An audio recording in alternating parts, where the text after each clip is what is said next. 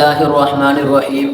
یہ اس دور کی بات ہے کہ جب مفتیان کرام و علماء عظام نے مخلوط نظام تعلیم کو ناجائز اور حرام قرار دیا، کیونکہ یہ قرآن و حدیث کے بھی مخالف تھا اور اسلام کے بھی مخالف تھا۔ یہ مفتیان کرام کا فتویٰ نہیں تھا، بلکہ یہ قرآن کا فتویٰ تھا جو 1400 سال پہلے بتلا دیا گیا تھا۔ یہ حدیث شریف کا فتویٰ تھا، یہ اسلام کا فتویٰ تھا اور یہ اللہ رب العزت کا فتویٰ تھا۔ لیکن کیا ہوا، سیکولر اور لبرل قسم کے لوگوں کو نہ سوجی اور کہا کہ یہ مولوی ترقی کے راستے پر رکاوٹ ہیں، ان کو کچھ نہیں پتا، مدرسے کی چار دیواری کے علاوہ ان کو کچھ نہیں پتا، ان کی باتوں کو نہ مانو۔ او بھائی، یہ مفتی اور علماء کرام کا فتویٰ نہیں تھا، بلکہ یہ اس قرآن کا فتویٰ تھا جس پر میں ایمان رکھتا ہوں، جس پر آپ ایمان رکھتے ہیں اور جس پر تمام مسلمان ایمان رکھتے ہیں۔ کیا یہ کسی مفتی اور عالم کا فتویٰ تھا؟ آپ کبھی قرآن پڑھ کے تو دیکھ لیجئے کہ یہ کس کا فتویٰ تھا۔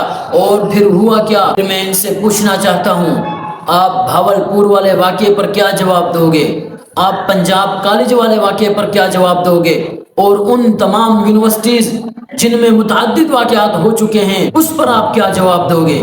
اس پر آپ کی زبانیں کیوں خاموش ہیں؟ دنیاوی تعلیم سے کسی نے انکار نہیں کیا۔ کس مولوی نے جا کے کہا ہے کہ دنیاوی تعلیم حاصل نہ کرو؟ بلکہ اس نظام کے مخالف انہوں نے بات کی جو مخلوط نظام تھا، جو مخلوط نظام آپ لے کر آئے تھے۔ میری حکومت پاکستان سے گزارش ہے کہ چاہے اسکول ہوں، چاہے کالج ہوں، چاہے یونیورسٹیز ہوں، ان کا بھی وہی نظام تعلیم لایا جائے جو مدارس کے اندر ہے۔ بنین کا الگ نظام ہے، بنات کا الگ نظام ہے، لڑکے الگ تعلیم حاصل کرتے ہیں، لڑکیاں الگ تعلیم حاصل کرتی ہیں، اور ان کو لڑکیوں کو پڑھانے والے بھی معلمات ہیں۔ اور اگر تمہارے معلم بھی پڑھاتے ہیں، مرد حضرات، پروفیسر حضرات بھی پڑھاتے ہیں، تو وہ پس پردہ پڑھائیں۔ یہ میری حکومت پاکستان سے گزارش ہے کہ اس نظام کو فی الفور لاگو کیا جائے۔ اور والدین سے بھی گزارش کرتا ہوں، اپنے بچوں کو، اپنی بیٹیوں کو اس طرح مخلوط نظام تعلیم کے حوالے نہ کریں اور اپنے بچیوں کو، اپنی عزتوں کو بچا کر رکھیں۔